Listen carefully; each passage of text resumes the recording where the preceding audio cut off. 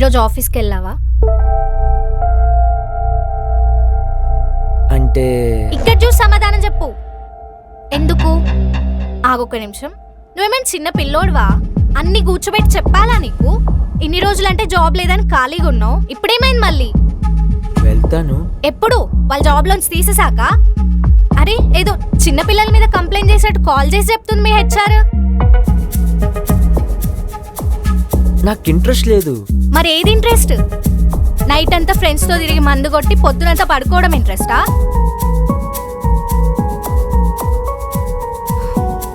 చూడు, నేను నీకు హెల్ప్ చేసింది నిన్ను చూసి కాదు, నీ ఫ్యామిలీని చూసి.